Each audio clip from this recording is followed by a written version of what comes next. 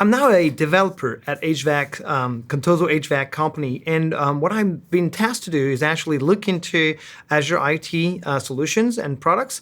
And my execs told me, hey, look into this IoT suite pre-configured solution, the remote monitoring one. We've been already deploying one and configuring one. We need to now check out if that's going to work with our data model, with our real machines and telemetry coming from our real machines.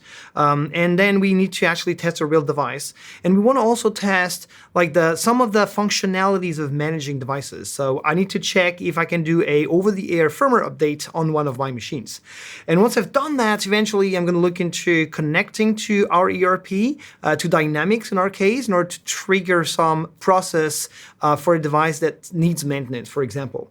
And last but not least, I'm going to investigate how I can customize further that pre-configured solution, that remote monitoring pre-configured solutions. So my starting point here is that a remote monitoring solution has been deployed. And the first thing I want to do is leverage a service, which is a device simulator service. And that service is pretty straightforward. The idea is to simulate data coming from actual devices to stimulate what's going on a solution. And what I did initially, I configured that service, the simulated devices service, to connect to the same Azure IoT Hub, which is the backend service for the suite, to connect these simulated devices into my pre-configured solution. And this is going to be a custom device. I'm going to have a couple of sensors. I'm going to have a temperature one that's going to act in a random way, and it's going to actually send temperature between 20 and let's say 45 degrees Celsius, which is the nominal, values for this kind of sensors on my actual machine. And then I will also monitor the pressure, and I will do a random here, and I will have a pressure that will go from 30 to 40 psi's. And this is pretty much what I need to do in terms of defining what kind of telemetry data I want these simulators to start sending and put my IoT solution in a real life situation.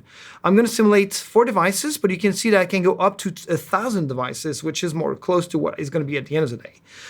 For my simulation to work well, I want a data to be sent from each of the devices every 3 seconds and to never stop. So here on my remote monitoring solution, I see the initially created simulated devices, but what's going to happen is when I start that simulation, the simulation device service will connect to the IoT hub behind my remote monitoring solution and will create these new devices. And so I can refresh the list and I can see that these new devices just appeared here. And they are connected. They're already sending the telemetry data into my solution. These simulated devices appear in here, and if I look at my temperature and my pressure in the sea of these simulated devices, 4 of them are actually these new simulated devices sending their data real time to that pre-configured solution. So I can start simulating the real situation of my actual hardware into the IoT solution in the cloud, thanks to that device simulated service. So that was the first stage. But now what I want to do is actually go to a real device. So here I have a ST micro device running an ST32 chip in there. And so the actual device here has real-time OS that I was able to program using one of the open source SDKs that we have for Azure IoT. And it's running a piece of software that connects to IoT Hub and then to the remote monitoring solution, providing metadata, providing sensor data, but also offering the option to an operator to do firmware update and configuration of that device. So let's see how that looks like in my solution. So that device is actually identified down here as the ST Micro one. And it's connected and it's sending telemetry data here. So I can see temperature, I can see pressure for that device in real time. I can also, because this is actual code, show you that this guy is actually sending data through the serial port. It's connected to my dev machine, and it's sending that data directly into IoT Hub. What I want to do right now is test that firmware update from the remote monitoring solution. I have this device, I selected it. I'm going to schedule a particular maintenance, which is called firmware update. I'm going to call that task firmware update. As a matter of fact, I could have selected several similar devices to update a bunch of them at the same time. I'm going to paste the URI to the binary firmware version so that the device, once it's going to receive the command to update its firmware, will actually download that firmware, install it, reboot, and indicate which version it's now running as a firmware. So here I'm running version 3.1 of that firmware. As soon as I'm going to hit apply, I'm going to switch back to the traces of, into my terminal to visualize what's going on. And we see that the device received the command, actually downloaded the package, and will reboot after flashing the device. And after a few seconds or minutes, it will reboot, reattach to the IoT Hub, reconnect to the remote monitoring solution, and I will see that firmware version change in that view here. So because an actual firmware update like we're doing right now on the device takes a couple of minutes, we will fast forward here that sequence.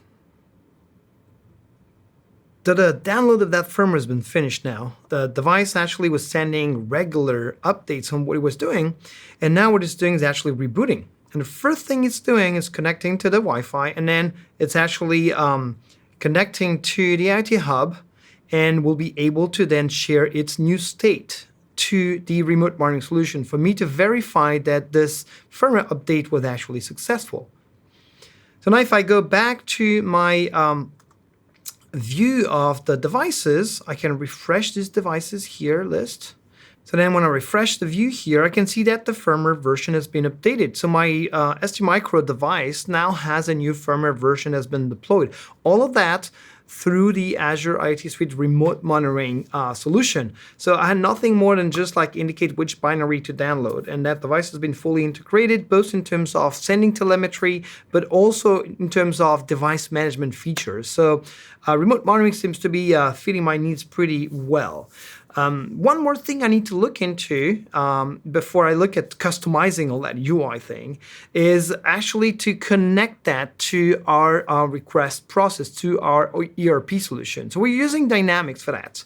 And what I want to do right now to test if things are going well, I want to have a simulated device. I'm going to use a node application for that will indicate through its telemetry that it needs to have a new set of parts ordered and installed. And so that device has its own intelligence, is able to say, hey, now I need to have this maintenance, or someone pressed the button on that device or something like that. And the idea is to route the message all the way up to some logic that will trigger that creation of a requisition into Dynamics. So the first thing I need to do is on IoT Hub to set up a route. So basically, I'm going to, from IoT Hub perspective, look at the telemetry messages arriving from all the devices. And within all these devices, I will detect the one that has a particular setting in there. And in our case, we're looking at a particular value of one of the parameters of these messages. And if there is a Dynamics action value in there, what I'm going to do is actually route this message to a specific endpoint which is beyond IoT Hub. And this endpoint is a service bus queue. And then what I did is I created a logic app job that is monitoring that service bus queue. And each time a new message arrives in there, it's going to create a new record into Dynamics. And it's going to also send an email in order to update whoever should be notified of that new requisition that's been sent. So in order to do that, so we have this logic app ready to go. We have the route that's been set up. And now we have a little node application that I'm going to just start. And as soon as I'm starting it, I'm going to go back into logic apps.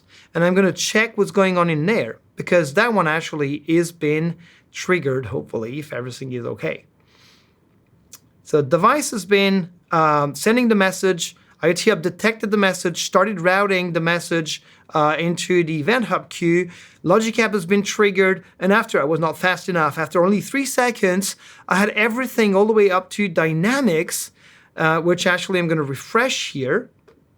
And what I'm going to see is like, boom, there's that new rec that has been created in Dynamics. So the flow has been pretty much seamless from my remote monitoring solution. I was able to have a device connecting. I created a route. That route sent that message to a service bus queue, trigger the logic app. Logic app actually can do plenty of things interacting with ERPs and line of business application. So it was pretty straightforward to actually have a filter applied to that message stream and then implement a business logic just behind that.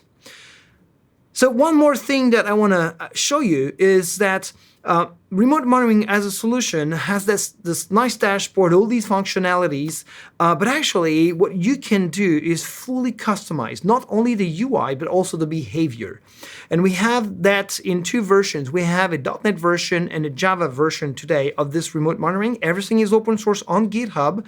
And what you will see in that GitHub page is the introduction of what the remote monitoring solution is, but also, and more interestingly, you have an architecture overview.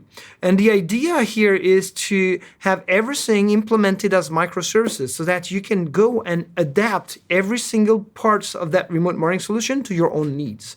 So that means, like, for example, if I want to play around with my own version of the device simulator, I can go and create my own microservice here that does device simulation and integrates into that remote monitoring solution. So this is fully customizable, your choice of .NET or Java in order to implement that backend and the front end of that remote monitoring dashboard. So we've seen how it was super easy to look into what the capabilities of Azure IoT are through remote monitoring solution, using the device simulator service in order to create a situation which is a real life situation to stimulate that remote monitoring solution. Then we were able to connect a real device and leveraging the open source SDKs for Azure IoT. And we also were able to implement a rich device management scenario, which is updating a firmware over the air onto my device through the Azure IoT services. Last but not least, we connected all that remote monitoring IoT solution into that ERP solution, Dynamics in our case, but you could actually also connect into other solutions. So I would say that as a developer, I'm pretty happy with my evaluation of everything.